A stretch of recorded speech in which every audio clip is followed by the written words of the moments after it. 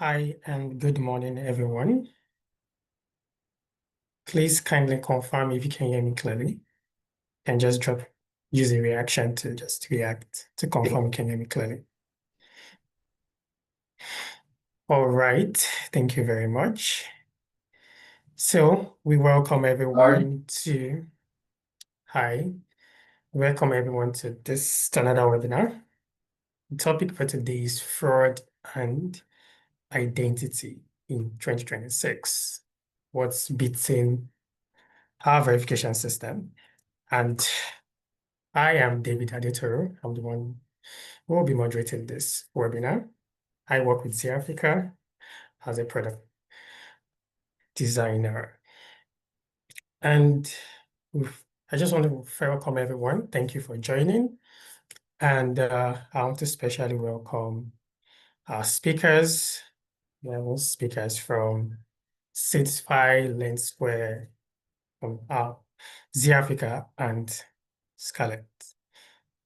So briefly, before I do proper introduction, we are Zeeh Africa, and what we do as Zeeh Africa, we are an open banking and embedded finance infrastructure where we give lenders, marketplaces, and businesses the infrastructure to embed financial services and verify identities, access financial data, and power credit decisions.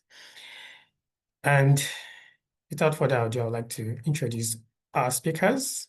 We have Samaila Dogara, who is the co-founder and CCO of SeedFi. We'll be talking on fraud from the lender seats. So we want to see how they perceive fraud from the lender's perspective. We have Kayode Oseni, who is a software engineer at Lendsqr. We'll be talking to us on engineering fraud detection at scale. That's from the technical side. We have our very own Emmanuel Oloyede, a senior software engineer at Zeeh Africa. We'll be talking on building verification layer, also from the technical and infrastructure side. And we have Hamid Barry, the CEO and founder of Skaletek. We'll be talking on automating compliance and stopping fraud before it scales. So we'll be starting now. And just briefly, just want to say something. Fraud, identity fraud, it's becoming a big issue. But I don't know, maybe it's a question I'll ask one of our speakers in terms of having, because recently there was a twin who ran an identity check using his twin, using his twin's passport, and he was able to pass the face liveness check. So I was wondering, what can we do about something like that? Anyway, just something off the top of my head. So I'll be calling on our first speaker, who will be taking us on fraud from the lender's seat. And I'd like to call on Samaila Dogara. Okay, hi David. Hi. Good morning, everyone. Yeah, so my name is Samaila. Not that it matters. But you can call me Sam sometimes. I know my name sometimes can be a mouthful. So yeah, I'm one of the founders of SeedFi. If you permit me to share my screen. Um, this was this was a little more serious than I thought it was going to be. But yeah, I would share my screen shortly. Please let me know if you can see my screen.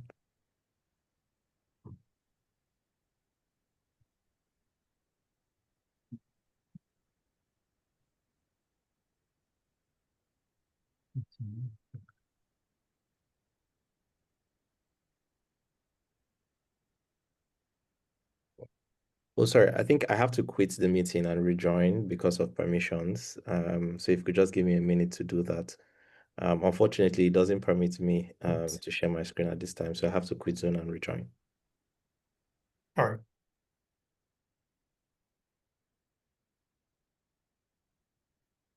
Totally in Africa.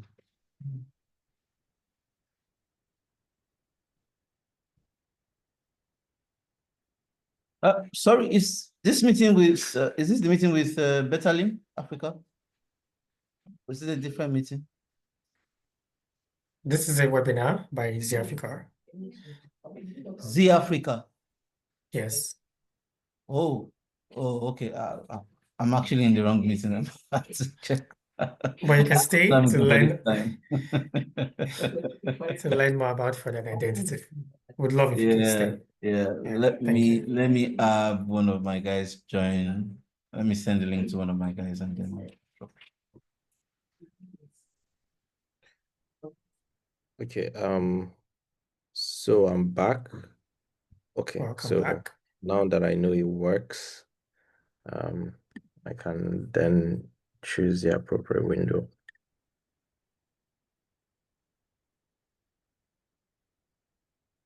So I tried to create a very short presentation that looks a bit fun. So it's engaging for everyone.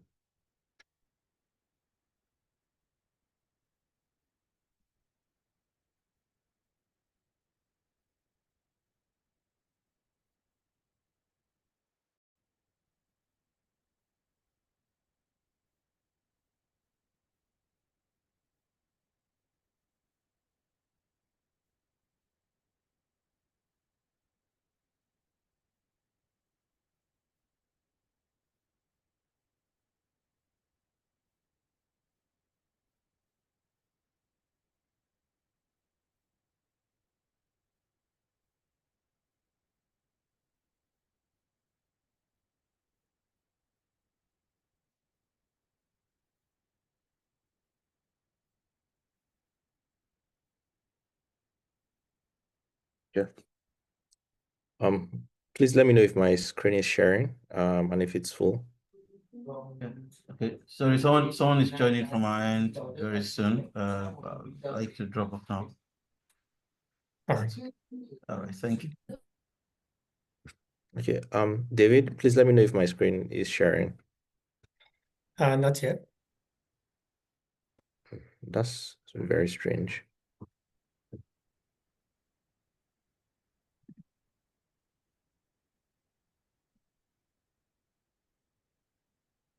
How about now? Yes. Okay. All right. So first, apologies for the delay.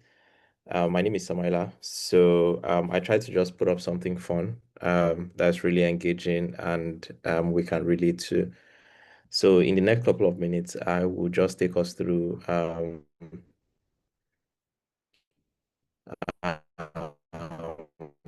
fraud generally from lenders. So first, SeedFi is a financial services company. We started off as a data and digital lending company first. For almost every financial services company, they obviously started from somewhere, right? Some going through payments, others through lending, and a couple of others through remittance. We started off with lending, and when we started off, we had very different experiences from, I would say, our traditional sort of bias that we had generally with lending. So first is that one of the major things that I wanted to point out is that fraud is scaling very fast. So the way we talk about business and tech companies scaling is the same way bad acts also scale. So generally, we literally always have to improve our systems. I think that we got a very interesting statistics at the beginning of the year, where we found out that over 38% of fraud generally that occurs with regards to lending first occurs with BVN. So first there's a BVN linked fraud issue, and another 69% occurs from biometric. So I'll just put a little color on that. So first with regards to BVN, I know that is not a lot of news. We know that in some areas, there have been experiences where people have multiple bank verification numbers. And I would give a very typical scenario. The best thing that pretty much almost every lender would do is to um, go do a credit bureau research, right, before they give you credit. And so your credit bureau data and a couple of some of data as it relates to your credit and credit scoring, some of it, right, sits on your BVN. Now, you have situations where a customer has been reported as a bad customer, um, but then again, the customer has more than one bank verification numbers. So what the person just pretty much does is that he shifts it and then he uses his next BVN. And I think that we're beginning to see more and more of those practices over time. Another major thing that we have also noticed is that with the advent of technology, AIs, and a couple, as you rightly say, there are situations where you said someone who is a twin used his identity and he was able to gain access. I wouldn't say that that is not common, right? In certain instances, yes, it's common. So we've seen cases of synthetic faces, deepfakes, face swaps, and very interesting tools built really to breach and pass identity. And I think that why these two things are very important is that the very first step, right, of interacting with the customer is KYC. So in as much as everyone has built-in credit scoring capabilities, as much as they want to, right, the very first step is the KYC, your onboarding. And so if a bad act can come in, right, even if it doesn't hit your system today, it means that there would be a particular point in time um, he's going to hit your system. So we just look at it as an instance where you say you invited a wolf into your house thinking it was a dog. What the wolf would do is just to wait for the right appointed time to, to attack. So yeah, just that's that on that. Um, also, one of the next thing most of them do is when they've literally scaled through the onboarding process is try to hit your loan funnel. And a couple of things that they pretty much do, as I mentioned, stolen identities, having access to to my BVN and my NIN, having access to my identity. Some people use fake identities. I think that what a lot of people pretty much do now, I think that that's a very common process, is hijacking of accounts. So a typical scenario would be you might have access to my SeedFi account, and then you just hijack it from me, right? And then you start to use my account to request for credit. And these and many more things, right, have pretty much enabled us to reinvent ourselves over and over again. I give a typical scenario.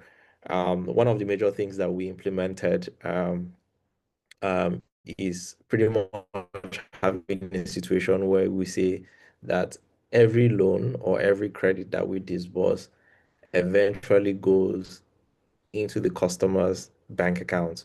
And what we do is that we now use perfect name search. So perfect name search on the BVN, perfect name search on the NIN, perfect name search on the bank account.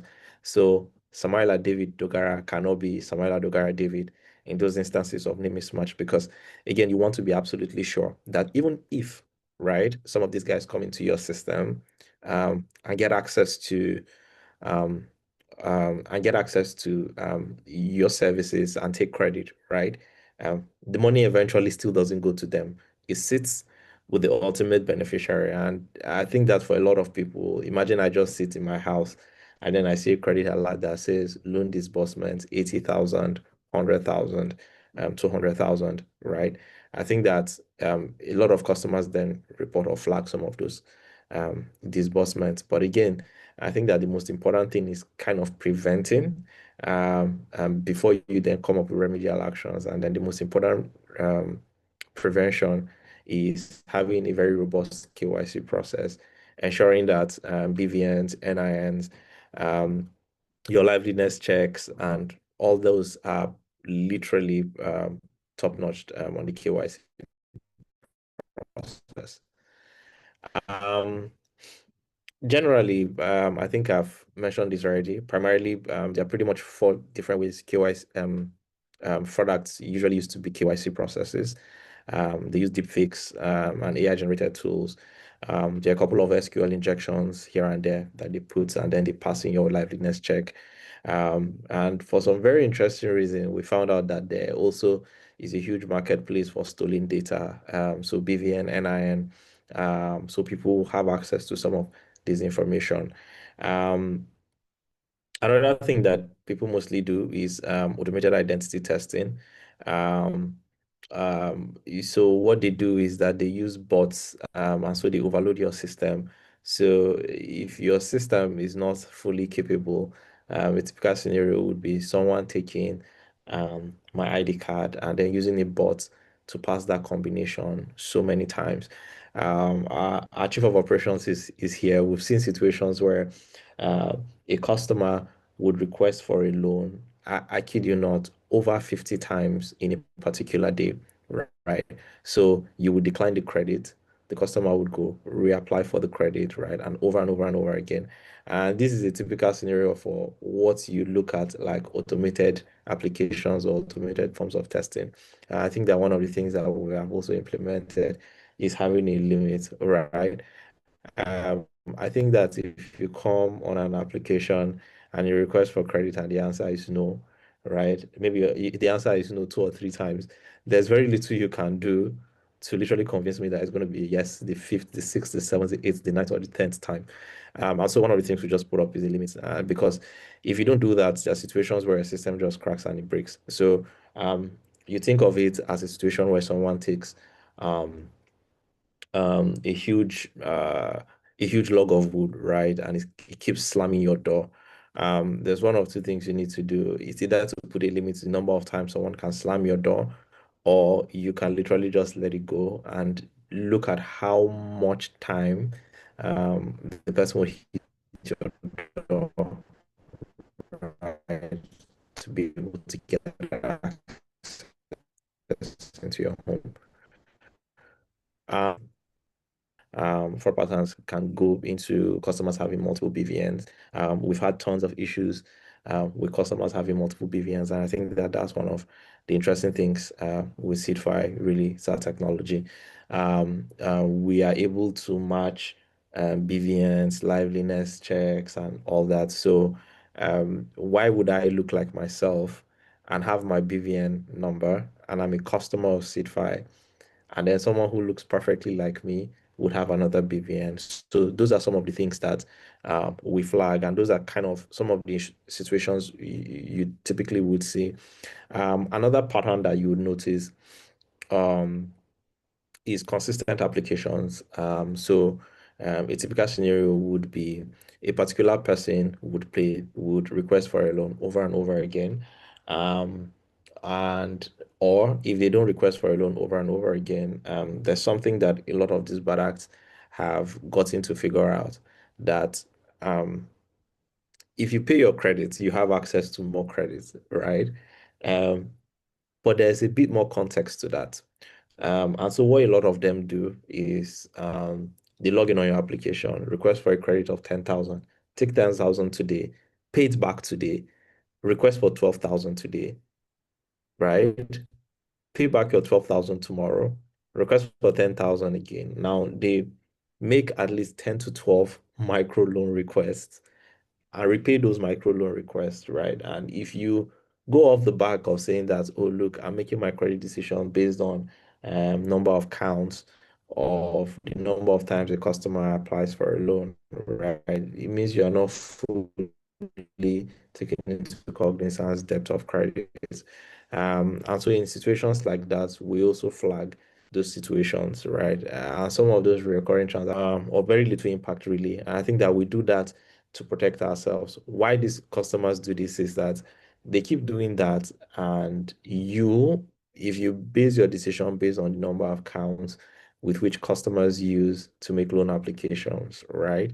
What they will do is that they have taken 10,000 in a space of they've taken 10,000 12 times in a space of 5 days, and they've repaid it And you might look of that because they're expecting you to give them a higher amount. And if you take that decision and you use that to pay the customer, to give the customer a credit of 150 or 200,000, that's it. The customer just disappears. So again, these guys also do that. Another major pattern is with regards to cluster application. You'd find out that quite a number of loan applications may be tied to a particular device. I know that not a lot of lenders pay so much attention to that.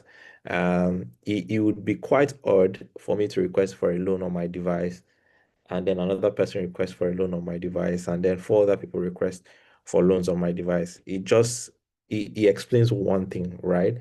A couple of people in a particular room have probably seen a flaw in your system, and that's why they're using one device, to hit your third-party repayments. Having some other people using a separate account, to make repayments on behalf of another account, that just gives a huge red flag. It means that first, someone has probably gotten access to a system. So a typical example would be me having a credit application, right? But the person who keeps paying for my loan would be David or Shalom. That doesn't make sense, right? It then says one of two things. It means that either a David or a Shalom has gotten access to my profile and has taken credit on my profile, and the person is repaying, or a David or a Shalom has a bad credit report and they're using my profile to take a credit, right? Which means that in the event of default, sometimes recovery can then be a bit more complicated and dicey. Um, and I think that I think one of the major things that people look at, especially business people, is the cost of fraud, right? So people pretty much look at the cost of fraud as a loan going bad, but that's not just it. There are a bunch of other operational costs. So the cost of going to recovering the loan, the cost also of your portfolio, right? So investor report, and then you're reporting to your investors that you have 2,000 customers who are bad. There's also a non-financial element really to that. It has a sting really on on reputation. And I think that's literally the huge thing. There's also a residual cost really to identity fraud, is that because it has not happened sometimes, some of these guys, you still have bad acts in your home, right? And then there will always be that huge question mark of them coming back again. And then let alone the reputation, right? We saw on social media a couple of months ago a particular financial institution, a couple of people have had access to key data, right, of very senior people, and then they just posted it down online, right? The amount of money maybe they have lost in that instance, but really, you really cannot put an actual price on people's privacy and information that is being leaked. So yeah, so that's literally why identity is super, super important. Like I mentioned, as we spoke, I think how SeedFi manages identity risk and a couple of credit risk. I think we looked at it from a very interesting point of view. We created our own credit scoring system, which is SeedScore, by the way. Is why I have the QR code for people who would want to scan and then look it out. I think that what this does for us is it just pretty much saves us a lot of stress. It saves us a lot of stress. Sorry. Um, SeedScore saves us a lot of stress. Sys- SeedScore saves us a lot of stress. What we do with SeedScore pretty much is to pre-approve our customers, um, get them actual scoring, and then put them in forms of risk thresholds. And that way we're able to say, look, are we giving you money today? Do we need to take a manual review before we give you credit, or do we just trust your system? And then, or trust your profile rather, and then disburse money to you.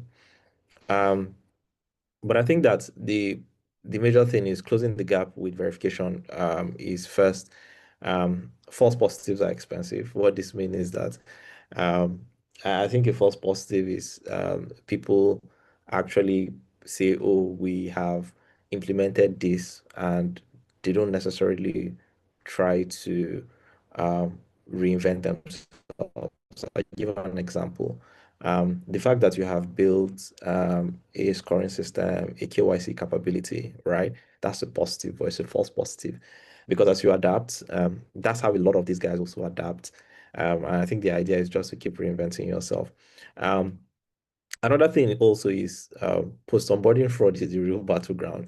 I always say is one of my biggest selling point for SeedFi is that we we're very preventive, right? One of the things we do is we kind of prevent a lot of people, a lot of bad acts really from coming in, rather than getting them in and trying to fight them.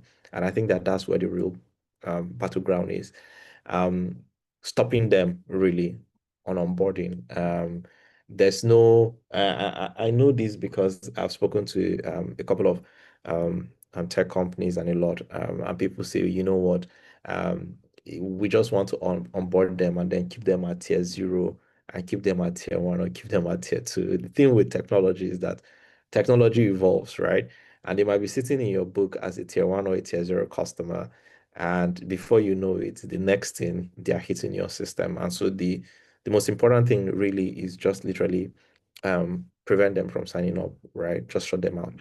Um, as I mentioned also, we as lenders, we need to continuously improve on our signals and our KYC. Um, um, Faster data sharing, credit bureau reporting significantly matters as it relates to lending. Um, like I said, also verification must support lender decision. There's a lot of information is going on at the moment. There's a lot of technology going on at the moment. There are KYC providers, there are open banking providers. I think so that I don't forget to mention it, there are also situations where customers bring fake and dodgy bank statements, right? So there are tons of open banking providers where you could just plug into their APIs and then you just get access to customers, or customers give you access to um, their bank statement information. That way you see clean and real data as opposed to making a decision, right, based on a document that you have not verified. When you get direct source of information, there's some level of assurance really that you can give. So yeah, thank you so much for listening to me. I think that this is where I'll stop. Thanks, everyone. Thank you very much, Sam. Thank you. I think when you were giving the example of people trying to borrow just to beat and paying back, I could relate because I think when I was in university, a friend did that for me. Borrowed a small amount and paid it on time, then collected a bigger amount and just, you know, ran away. So thank you very much for the insights. And without wasting much time, we're going to invite our next speaker, Kayode Oseni, who will be talking about engineering fraud detection at scale. Kayode Oseni is a software engineer at Lendsqr and will be speaking for 15 minutes. Thank you very much. Over to you, Kayode. Okay. Also very interesting. I did not realize it was this.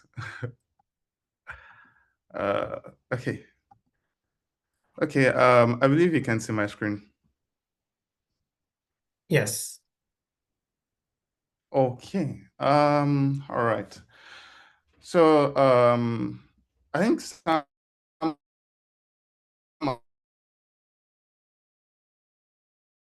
has mainly spoken, enjoyed what he spoke about.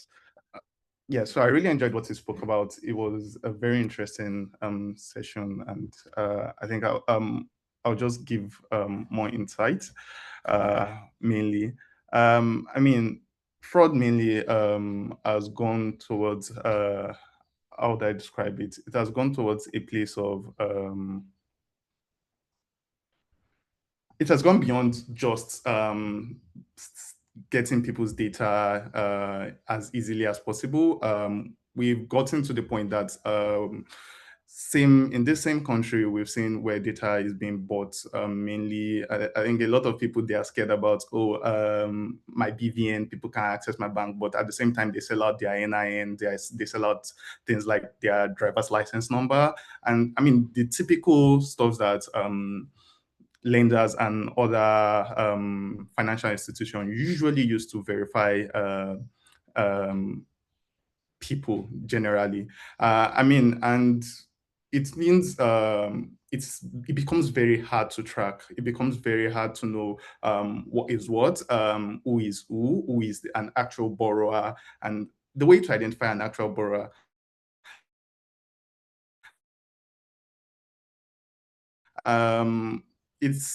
Traditional or identity fraud, we usually tackle them by just simply using lookups and the other likes. And it became, I think, over time, as far back as 2019, it became something so easy to bypass. Then every institution out there started shifting towards biometrics and liveness checks.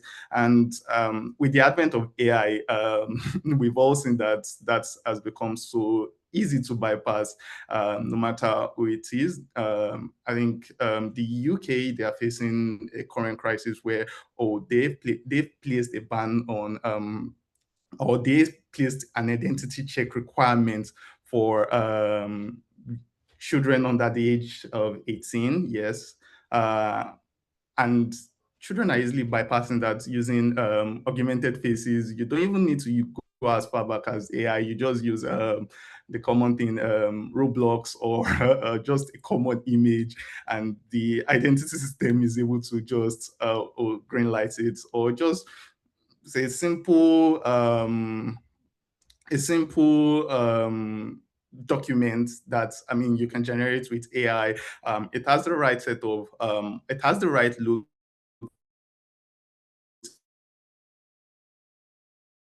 It has the right set of numbers just to give you valid information, and they end up being just fake in the long run, because a simple Oseni Omo Kayode Uthman is different from Oseni Uthman Omo Kayode.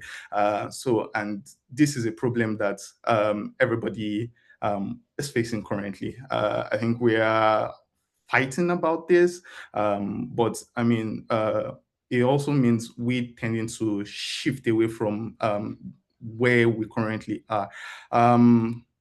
As Sam said, the bad actors generally, they evolve a lot of time, but with time, what we've seen is every bad actor, there's still always a thing to it, even with bots. We start with the common stuff. The common thing you can check out is the network traffic, patterns to where a particular request is coming from, or multiple requests is coming from. Very, very interesting scenario is one day you put up a loan form, or you are doing a simple referral, token referral, and somebody is able to, you see,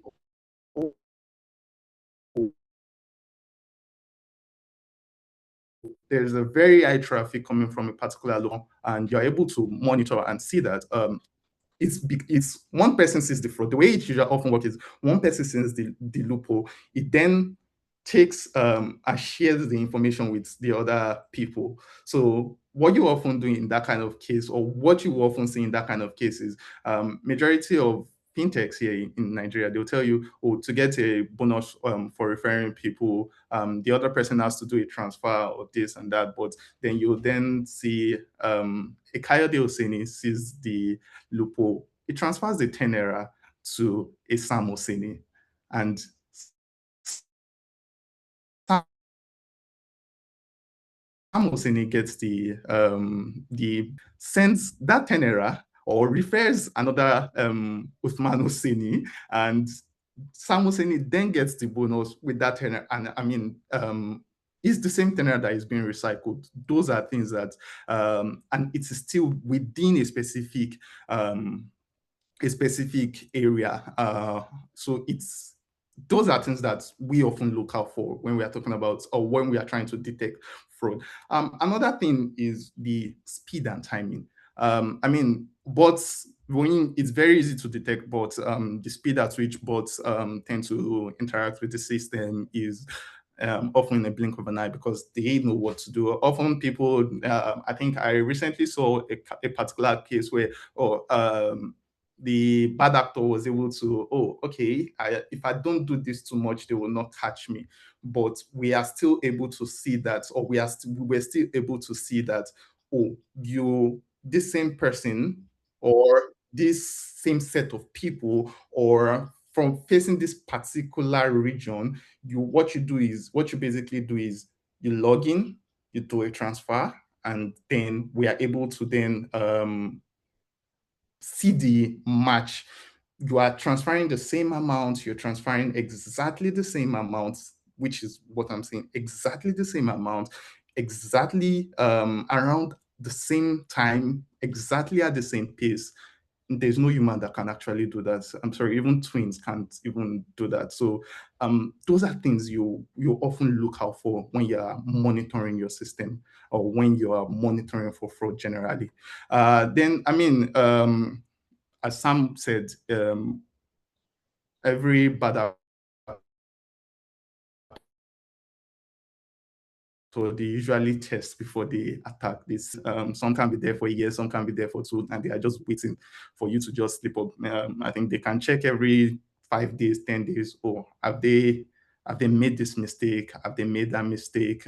So you have to, someone pinging your system, and it is not a monitoring system, you are not able to identify it's a monitoring system. Those are things that we often look out for in engineering when we are trying to mainly build around preventing this. So then what makes it harder, I would say, for a case of an organization like Lendsqr and every open banking provider out there, it means you are not building only for yourself, you are building for multiple organizations.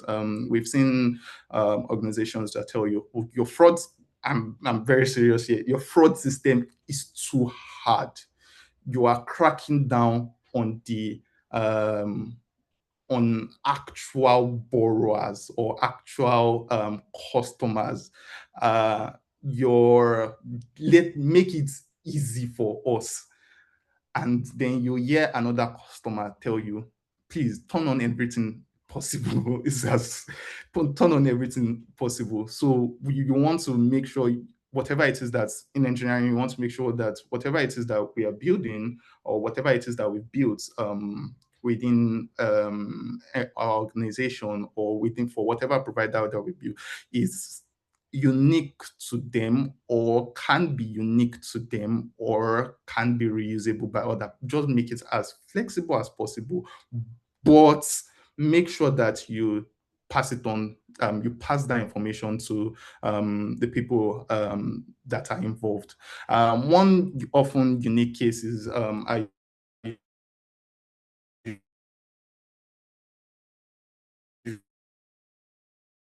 really see is device. I think this is the basic IP blocking that a lot of us use when we are simply saying rate limiting the system. But it becomes very interesting when we are dealing with a large organization whose system is running mainly via, or whose request is running mainly via, say,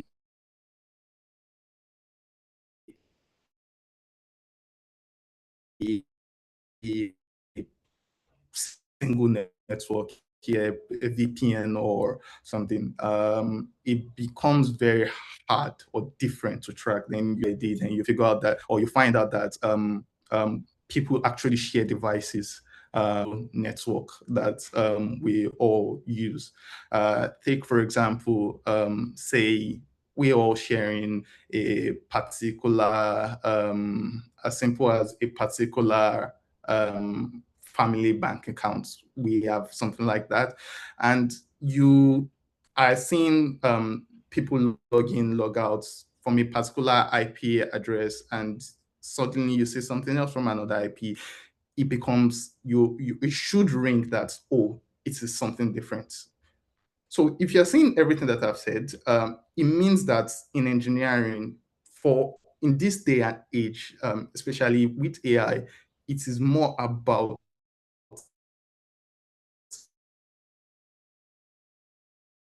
seeing or observing patterns in straightforward rather than something predictive, and rather than just looking at the particular fingerprints, device fingerprints, rather than looking at biometrics. It is monitoring patterns left, right, and center. Once a user's pattern has changed or is changing, even if it's a first-time user, a first-time user already knows, if a first-time user already at a very fast pace already knows what button to click to get into the app as soon as possible, even though he let's say he bots or everything looks fine, then something should ring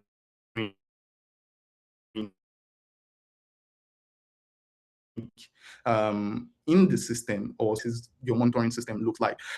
When that is what engineering towards fraud detection in 2026 really looks like for us. We are monitoring patterns. We are not looking at predictive or definitive things.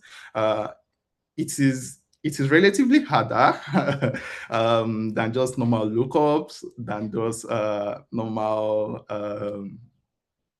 lookups, database lookups. It is relatively harder, but it is where we see, no matter what automated systems you have in place or automated system that you've built,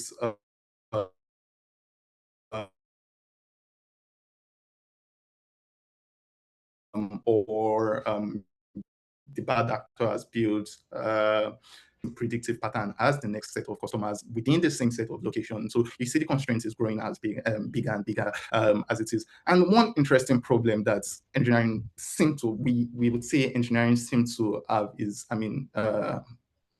farms. Yeah, basically, no matter how crazy I can be, farms often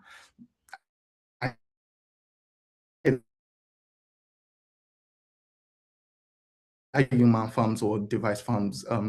The system, I think Sam did mention that, overload, they tend to, device farms mainly, I've seen that, they tend to, sit down, let's overload this person's system. If they survive, fine, it means they are good enough. But if they don't survive, it tends to become a very, very, very big problem. I mean, all the things that you might typically look out for, you are looking out for a particular, does this device fingerprint look like a normal device? Then or it's running as an emulator or something like that, or is running in a simulator somewhere. Device farms automatically always bypass all those things.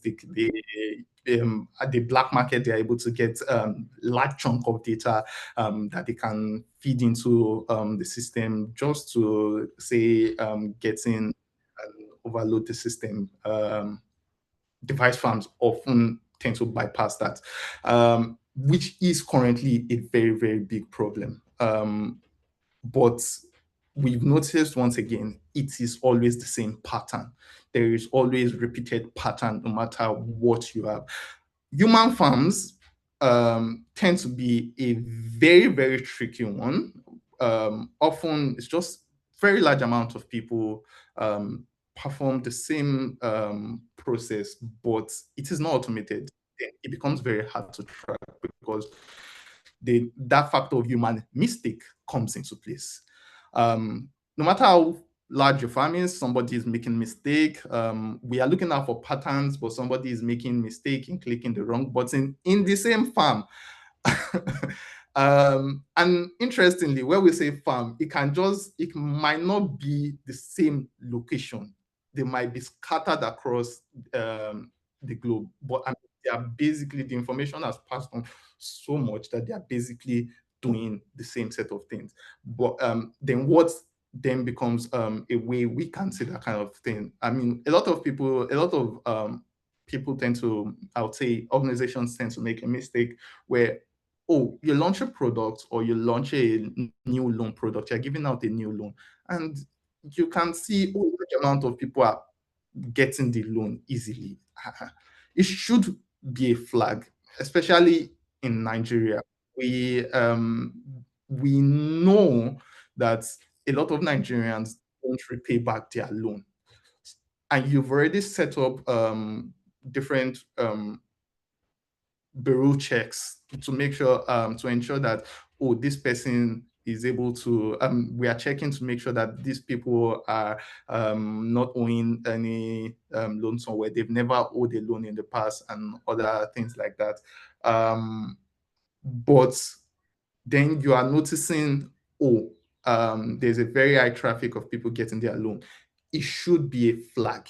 That does not even involve engineering at all. I would say it basically involves the operations team just mainly seeing that, oh, something is really wrong somewhere. Something is really, really, really wrong somewhere. So basically, I mean, interestingly, one thing that I would love to say wrap up with is what I think is coming next, say in the next 2-3 years. A lot of people tend to, I think we keep our data to ourselves, we tend to keep quiet about it, or when an attack happens, we tend to just keep it in-house, or forcefully you are reporting it to CBN. But with what I've seen recently, especially for a B2B provider like Lendsqr, it basically, what solution will mainly look like is sharing data across multiple, verification data across multiple organizations, or across the open banking industry generally. When I mean verification data, I'm not talking about BVN or the other things that we can provide, but I mean patterns that we've observed, patterns that the same thing that the credit bureaus are trying to provide to us, where people's loan history, but you are monitoring people's pattern history.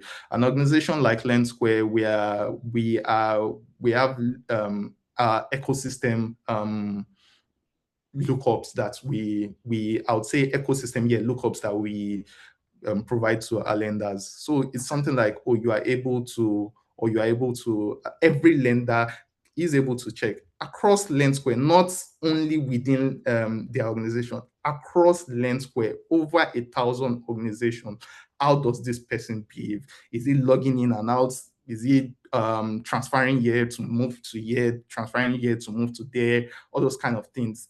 Those are things that, I mean, wonder that kind of thing on a national scale. It means we are tackling it at the roots. Like, it becomes very hard to move from one place to another place, because if you hit place A, you are not going to be able to, and place A tends to blacklist you or flag you for something, you are not able to reach to place B. So yeah, I think that's basically what I'll leave you with here. I mean, it's a very interesting one, and it's kind of where we see things going towards. Yeah.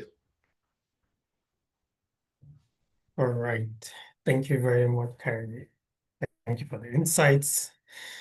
I hope we are all learning how we can help our system, prevent this identity fraud. So going next is Manuel. Manuel is a software engineer at Zeeh Africa, and he'll be talking on building verification layer. So Emmanuel, over to you for the next 10 minutes. Yeah. Hi, good day, everyone. Please confirm you can hear me. Loud and clear. All right, I'll just share my screen as well. Thank you.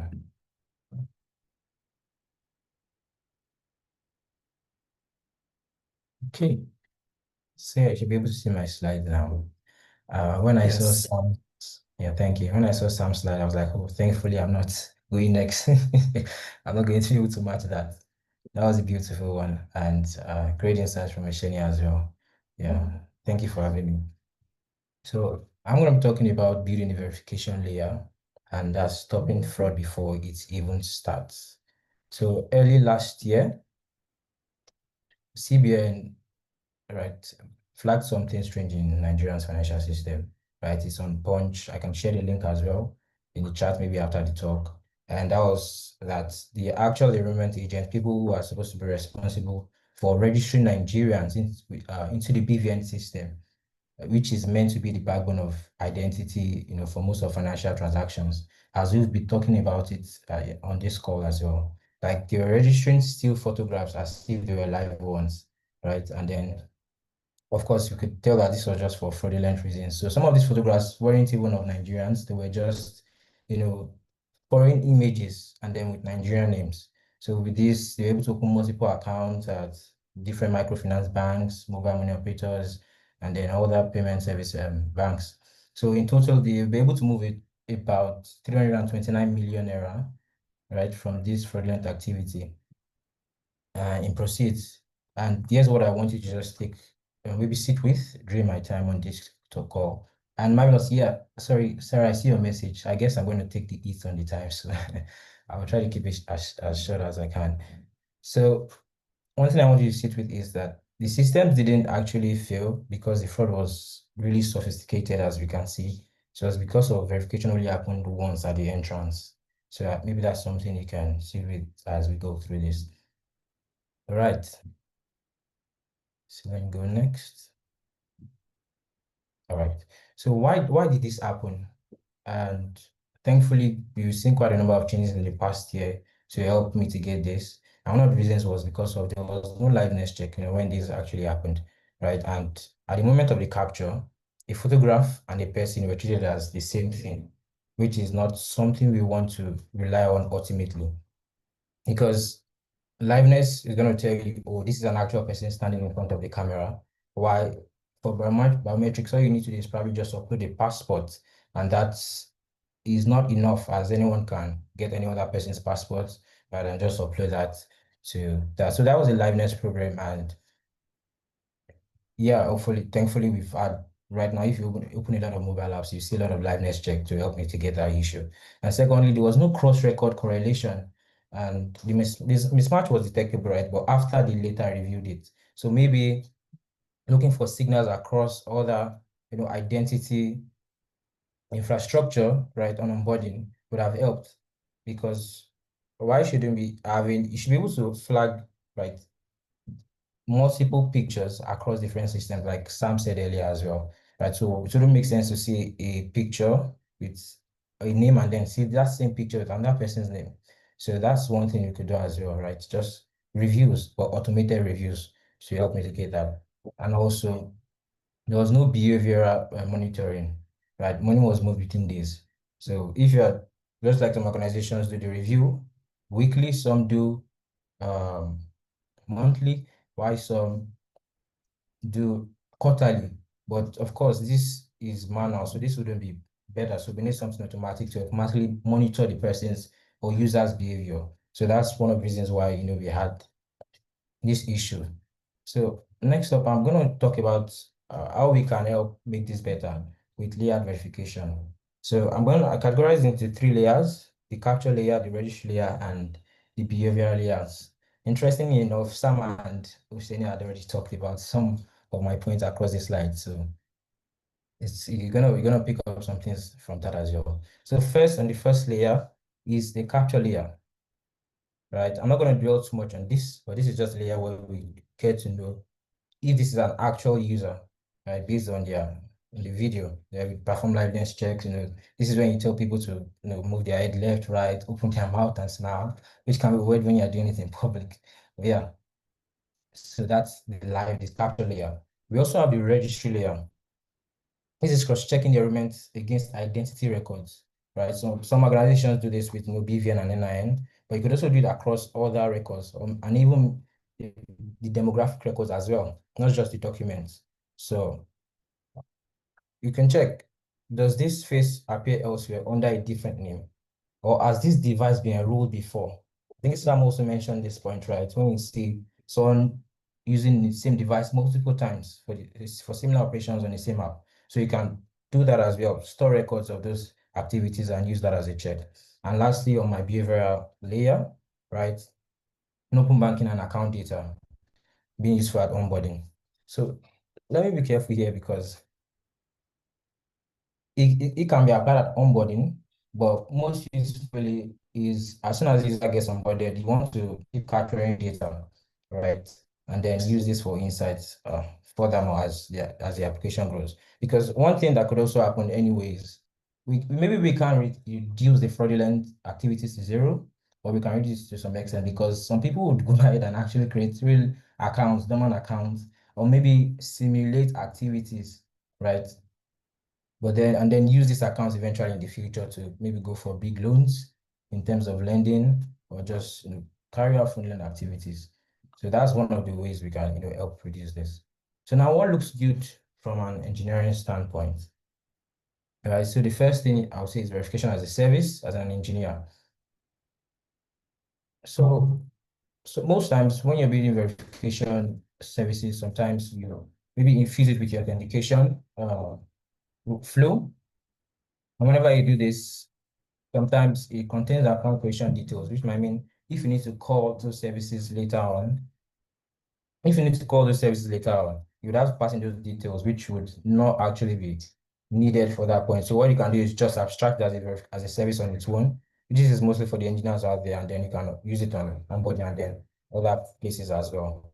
So secondly, using layer checks, like having clear ownership where each of the layers I mentioned earlier, the capture, registry, and behavioral layer, each are independently testable and swappable. If a vendor can change prices, they could be acquired or they could shut down. So you want to be able to easily switch between different vendors as well.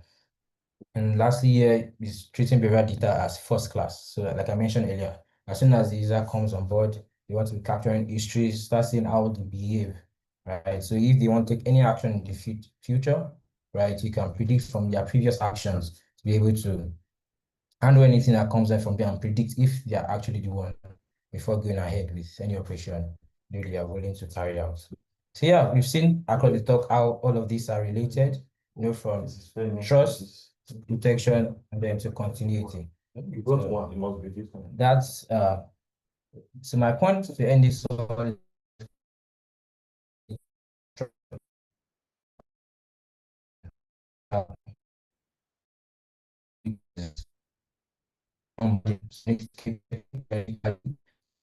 and see like maybe okay that didn't notice you're about to do a transaction greater than the usual amount, you have to do your liveness check again.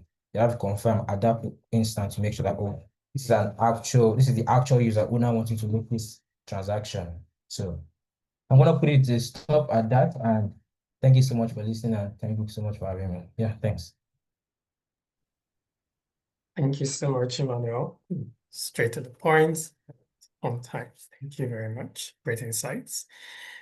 And we start without wasting any more time. I'll be inviting our last speaker, Hamid Barry, who is the CEO and founder of Skaletek. We'll be talking about automating compliance and stopping fraud before it scales. So over to you, Hamid.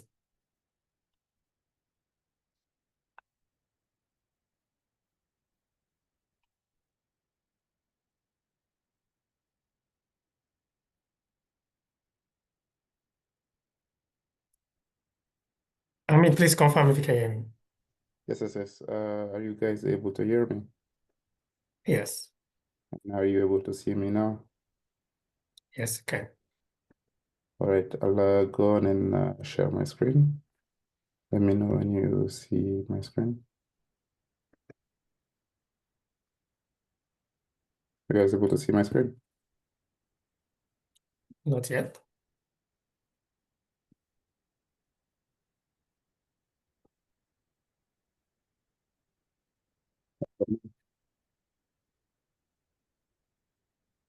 Yes, can see the screen.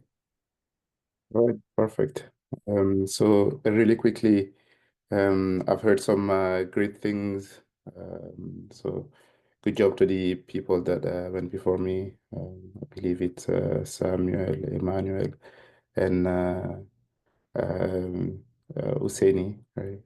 Sorry if I butchered your name. My name is Hamid Barry. I'm the CEO and founder of Skaletek. We provide AI-driven fraud detection and compliance tools for financial institutions in general. And we do it in 3 different layers on the onboarding side. So eKYC, right? On the monitoring side of the day-to-day transactions, right? And we do it. We also do some cross-tenant fraud intelligence. Okay. I've heard a lot of things, so I'll skip certain things that I was gonna say, but I'll spend a little bit time in into the engineering and architecting of some of these tools, right? So I'll dive deep and help people understand, let's say, what is truly liveness, what should you look into before like you acquire a liveness provider, for instance, how people are going around it today, right? I'll talk about identity verification, explain some layers of authentication there that we see across the world. And then I'll talk about, let's say, the day-to-day stuff. I heard patterns, so on and so forth. So I'll dive deep into some of those topics. Okay, so let's start on the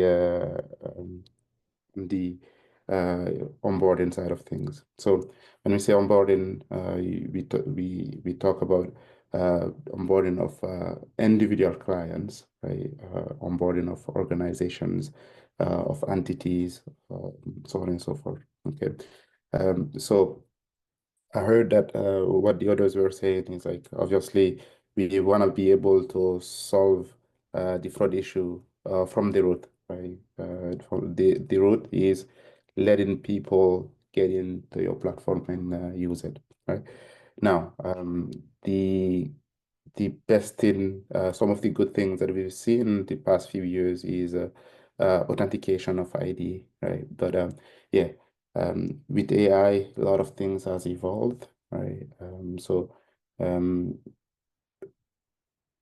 there is some involvement also on the authentication side of IDs, right? So saying that it is not 100% reliable, it's not truly understanding what is within the industry and what the providers are putting in place to mitigate some of these issues that are seen with generated images. Okay, so just like there are generated images in terms of documents, right?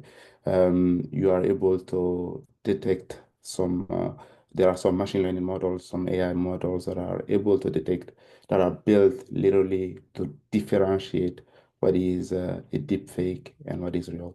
Okay. And how it's done is basically for the first layer that is put in place to help mitigate that is instead of just having one image or one upload or one capture, right? You want a sequential, let's say,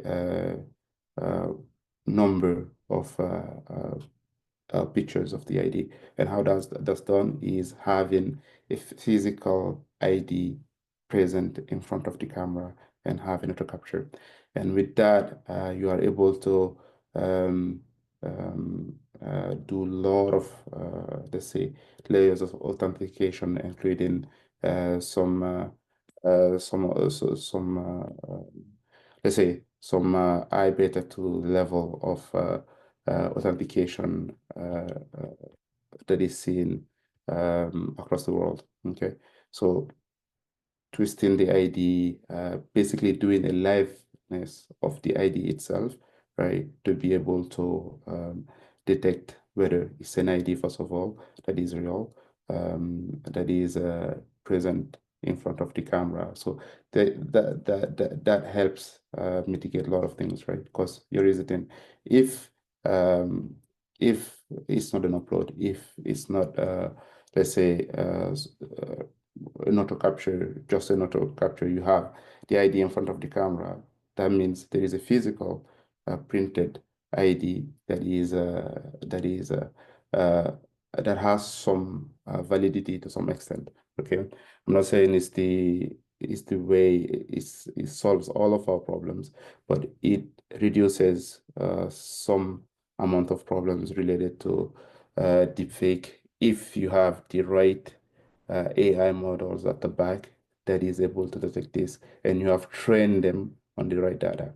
Talking about training models on the right data, I'll move towards the biometrics checks. Okay, liveness. So a lot of people talk about liveness. We've put a liveness solution in place, but the inner in-depth knowledge of liveness isn't really talked about much. So I'll go ahead and talk about it a little bit. So there is this institution in Europe that helps certify some of those liveness, some of those like liveness models verifications, right? And it's called iBeta, right? The higher in certification you have in that, the more you are able to prevent some type of fraud. Okay. Now I'll talk about where we are at Skaletek on that type of certification. We are on the iBeta 2 level, right? And what does that do is the ability to detect, let's say, biometric deepfake, printed replay, and let's say high, very well engineered silicon masks, right? So with all of this, right, today is very simple to, as you guys said, it's very easy for someone to get someone else's ID in the street and go generate a video with AI, right? And a real ID that is real, that is not fake, go generate a video that would help them pass the liveness check or so on and so forth, or generate or have a mask that is so real that is exactly the same as what is on the video, and pass that liveness check, or so on and so forth, 2D, 3D prints, so on and so forth, right? There are a lot of things that people do. Now, I talked about some models that are out there that help us resolve this. Okay. Now, it's not just the model, it's the data that you use also to train those models. Okay. Here are a few examples of models that are used to actually help you get that certification. Okay.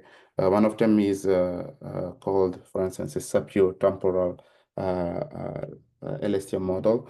What it does, it helps during the liveness check detect the change in terms of like the change over time, right, of how a person, the physical, some minor physical changes of the face of the person within time 0 to time n. Okay, that's called a spatio-temporal model trained on a lot of those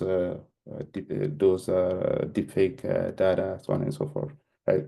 And trained on some latest and greatest data set that help you make a difference between those two, right? There are other models like focus just on deepfake, other models focus on let's say printing, so on and so forth. So what I'm trying to say here is not just one type of AI model that would help you detect all of those issues. You have to put a lot of different AI models together, right? Each one specialized on one specific thing, right? And then create a fusion layer where like a fusion layer where like we have a global understanding of all of these type of frauds that are done within the biometric side of things. And from there, make a decision whether it's alive or not. So it's just to give a little bit, to take a step back, give people a little bit of an understanding of how this is evolving, right? Now, there is a lot of problems, as I said, because a lot of people are not too educated in this, and there are even some some providers that claim to have a good understanding of this, that claim to be to have a certain level of let's say authentication, that do not know some of the best practices of this, or their models are not trained on the latest and greatest data, and they are not able to detect some of these new type of let's say fraudulent activities that goes within the biometric side. Okay, so this is just the first layer. I think the remaining people that spoke really well about this. Onboarding solves one problem, right? Now, no matter how strong your system is, sometimes there are ways, you can only mitigate it, right? We can take it up to 99%. There is always that 1% or that 0.001% that will go through, right? Now, what I'm trying to say is like fraud has evolved from just one time to the ability to be able to look at it over time. And the remaining guys touched upon this and they spoke really well about it. And I won't spend too much time, but I'll talk about it a little bit differently, right? So there is the ability to recognize patterns. I love the fact that it was touched upon before. So how that's done, we want to have we want to have the standard level of fraud with all of the patterns that we know already, because those are standard. We're talking about velocity, spike of velocity, spike in frequency of, for instance, transactions, right? Every change, right, in behavior. Now, those are standards, those are known, right? Now, what is not known is like the ability to be able to understand what is the delta change, what is the standard deviation of how someone uses their account. Now, so there is that, right? And there is also the ability of predicting what could happen based on the patterns that we've been seeing, right? So that's another thing. Now, since patterns have been talked about, it's like now, what can we do, right? The question that should be asked is like, what can be done after there is a detection, after there is a flag, right? I talked about biometric before, right? What I advise people is usually it shouldn't stop there. Where like you're doing biometric checks once, okay? Now, with a very strong biometric system, you are able to call this biometric liveness to do a cross validation between that face and the face that created the account when there is, for instance, like a change in pattern. How that's done? When you flag it, when you flag a fraud pattern, have that person do a liveness check right away in order for you to do a cross validation again, right? What does that do for you? You ensure that that person is who they say they are. It's not an account takeover, so on and so forth. Okay, so it should evolve from the onboarding side to the day-to-day stuff. Okay, so that's one of the things that could be done after flagging. But when we talk about what you do, but how you should do it and when, there is the factor of doing this in real time. Fraud providers should be able to, like us, right, are able to detect this, to connect with financial institutions on the transaction side in real time. So you are able to flag this in real time before the transaction goes by, right? So you prevent it rather than like studying and understanding it after the let's say transaction has gone. Okay. And there is another thing that I wanted to talk about. So there are a lot of things, and a lot of things we are talked about. There is cross fraud, cross intelligence fraud detection, right? During onboarding and on the day-to-day stuff, right? So you want to be able to do a one-to-N vector face matching, right? So you want to know when a person is entering your platform, first of all, if they have created an account with their face in your platform, and you want to understand also if that where that specific person have created an account in what specific let's say a company, right? You want to have a global overview of that, right? Because one person or an entity cannot create accounts in 60 different companies, 5 different countries, or 10 different countries within one day, right? So you want to be able to have a tool that could help you actually detect that. And yeah, that's our one to end the duplication with face recognition does, right? It helps detect that. But you also want to be able to first of all, detect fraud patterns in different areas. Let's say what we see in Kenya, for instance, or what we see in Canada, in North America, can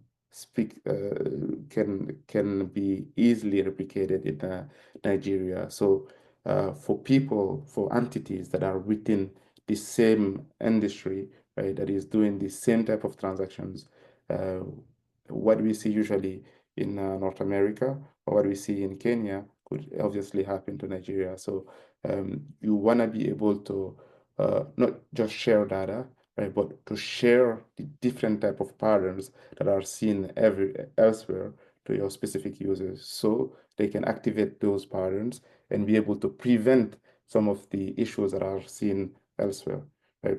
That's the layer there, right? Now, we talk about data sovereignty, right? Yes, people don't want to share data, but there are other ways also of, let's say, predicting fraud using some known methods developed by Google, federated learning, for instance, right? Where like instead of sharing the data to be able to retrain models for prediction, you are able to train models locally, just like how edge computing works. Train models locally and then share the weights to a central model, and that central model will reshare those weights to the other local models to be able to, let's say, retrain, change their weights, and have a better understanding of what's going on within the market. Okay, I won't take too much time. I know I've spoken a lot, but I'll summarize what I said really quickly. You have to, so there is the authentication of the ID. There are a lot of layers of authentication. We need to make sure people have a thorough understanding of that. There is the authentication, there is a biometric check with liveness. A lot of people provide liveness. Very few are compliant with the latest and greatest ways of let's say going around the liveness check, right? We need to be able to study patterns, as everybody said, but not but it's patterns over time, right? Not just at time zero, okay? And we need to be able to share some of the patterns that we see elsewhere to different type of institutions, right? We should be able to like detect a network of events, just not within one device or one specific company. We should be able to detect the network of For instance, someone that's sending money from this place to this place to another user, it lands at this bank, it goes on to this mobile money operator, and they take the money out, right? We need to be able to see those patterns, follow it over time, to be able to detect some patterns. Because again, today, fraud do not live just in one device, just in one company, just in one specific country, but it's a whole network, and the tools that should be there should be able to detect that, should be able to prevent that, and should be evolving over time with models that are trained on the right data. Okay, thank you. So I'll go on and stop here. Hopefully it's not too technical and you are able to follow to some extent. All right. All right, thank you very much, Hamid. Thank you for the insight, and we'll be going to question and answer. I don't know if any of our viewers as well are joining on the call might have some questions. You can just drop it in the chat box. But I have some questions for speakers, and I think I'll start with Sam. I wanted to ask, so if fraudulent application goes through, where would you say the fault is coming from? Would you say it's a verification failure, or probably the team just made the wrong judgment call, or both? Sorry, can you come again? All right. So I said, if a fraudulent verification goes through, right, where would you say it's this went wrong? Will you say it's a fault on the verification system itself, or the team that just made a wrong judgment call? It depends. It can go both ways, to be honest. And I'll give a reason why. So you could also have a system, right? So you could have a system, and for some reasons, as I mentioned earlier, is that technology evolves over time. And so probably you'd have some slip-ups, right? There's nothing that's 100% foolproof. So from time to time, you'd have experiences with people coming into your system, regardless of how good you think your system is. And then the other part is there are also situations where people can be very negligent. As I mentioned earlier, there's usually a residual approach to KYC processes, and for a lot of people, they just say, let them on board, right? Let me have this customer, let them sit on my book. Regardless of what happens, I'll be able to manage it. So it really depends on what side of the divide that you are. The good news is that if you're a negligent person, I'll say that's the bad news rather. The bad news is if you're a negligent person, you'd have a lot more to worry about. But however, if you have a decent verification process, chances are you probably have a slip of maybe 1 in 100 users. So on a net risk basis, you are still in the positive. So yeah. All right, thank you very much. I'll still come back to you because there's a question I have specifically for you. Yes, but let me go to Emmanuel. So Emmanuel, you talked about continuous verification.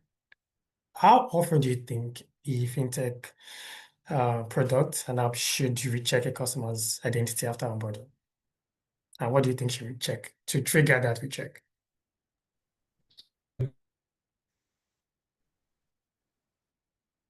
Can you hear me?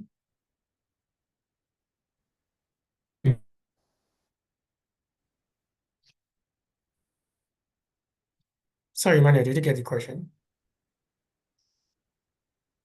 Yes. Can Yeah, I can hear you. you hear me? Yes. Yeah, I said, could you repeat? I didn't get the full question. Yeah. All right. So I said you talked about having to move from one-time KYC to continuous verification, right? So I was asking, how often should a fintech recheck a customer's identity after onboarding? Okay.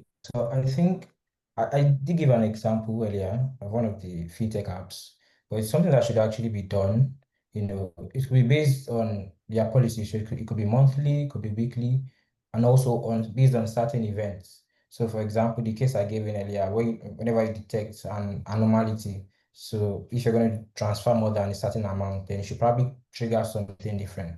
Also, there's something, a particular feature, I wanted to mention this, but I actually forgot, which I've been seeing in a few apps now, is in terms of address verification, where certain apps require you to leave uh, your location on. So what they do periodically is check your location to make sure that you see where you are. So they monitor your patterns when you go to work, when you come back, and also based on that, they're able to be ascertain after a period of time, okay, this is actually the person's address. So it should be something that happens periodically and also based on certain events. And as time goes on, yeah. All right, thank you very much. So, back to you, Sam. I wanted to ask, do you guys use continuous verification on your platform, or are there certain events that trigger the user to perform another KYC check or maybe like a liveness check? So we kind of use like continuous verification on our platform.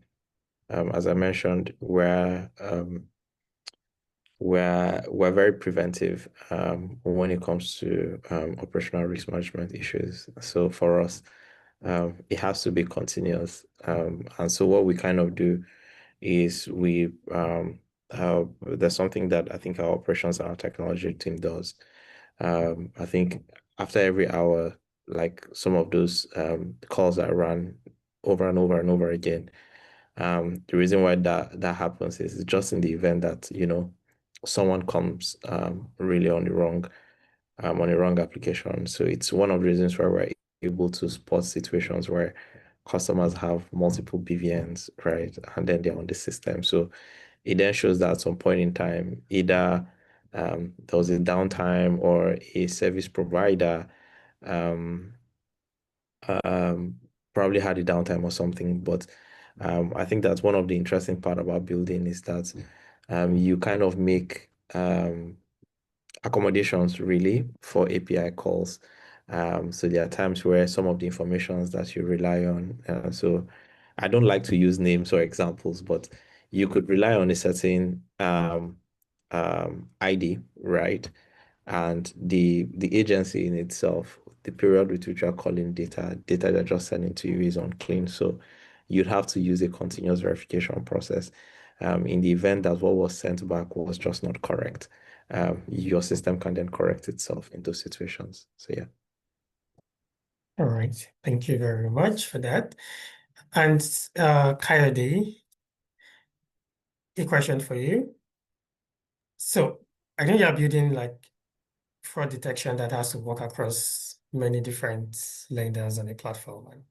So what's a signal that works well for one lender but creates like a false positive for another? And how do you handle that? Okay. One particular signal a lot of lenders tend to prefer is I think Sam did mention this, the way that you can take a loan now, then you are repaying the loan almost immediately. That particular signal, a lot of lenders tend to prefer that. But some other lenders will tell you, no, exactly what Sam said. We want to drive up our numbers. We don't mind the risk. And it tends to become a very, very big problem.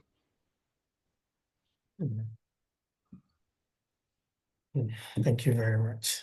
Quite interesting, though. Yeah, and finally to Hamid. I know you work across like multiple African markets. So is there like a fraud pattern that is common in another market that Skaletek operates, and you think we haven't seen that yet in the Nigerian fintech space?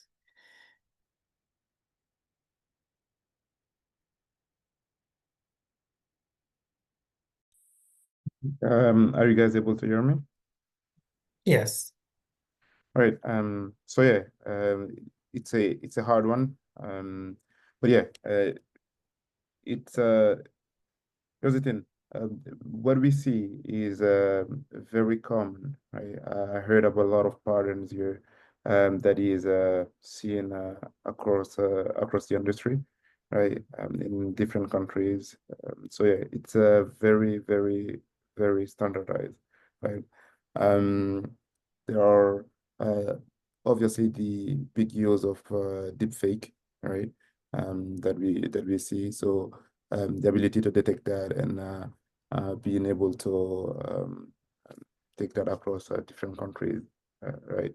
And making sure that let's say the person, the entity that is trying to use that specific deepfake is flagged in the other different countries as well, right?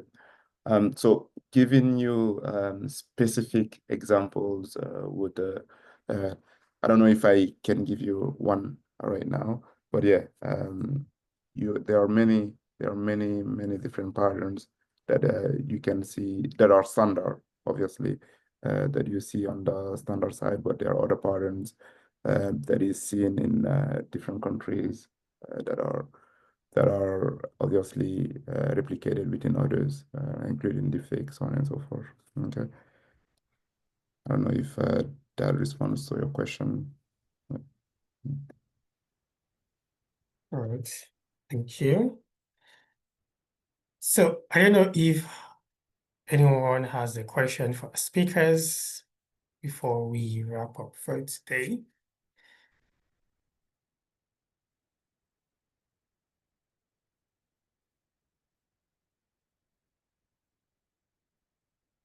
Okay, so there's no more question. I think I have one final question. I think I'll push that to Sam. So I think it has to be about insider risk, because we see some situations where an insider in the company or the organization given access to fraudulent people, access to data, especially financial data. How do you think, or what do you think all these institutions can do to probably reduce that or curb that? Okay. I think the first way to curb it is encryption. And I say this because even me myself, as a founder of my organization, I don't have access to customer data. That's how tight-shipped we run it. For a bunch of people, they try to. So I'll give a typical scenario, right? I don't need your NIN for anything, right? There's an app. You've logged in, you've provided your NIN, your BVN, right? There goes it. I know that, as you've said, one of the biggest risks is usually people. Obviously, I think people risk is usually the biggest risk, because sometimes it's people internally that give some of this information to the people outside. I think one of the major things that we have implemented is access controls. I always like to reemphasize we are very preventive when it comes to our risk, the way we look at digital and operational risk in itself. So a simple thing as information on the need to know basis, even our customer experience staff, for example, what they can see on customer dashboard is actually very limited, and is the capabilities is just based on their jobs. Data are stored, closed, and maintained. I think that's literally the best way to handle it, because most times when you leave your data open, really you're just if the employee with the right motivation will just go spool everything out, and you never know where it even came from. So yeah, access control is how we solve for that. All right, thank you very much. I want to say a big thank you to everyone, and especially to our speakers. Sam, thank you very much for your time. Kayode, thank you. Emmanuel, thank you. And Amit, thank you very, very much. We are grateful, and we look forward to bringing you guys back to talk about another interesting topic, hopefully soon.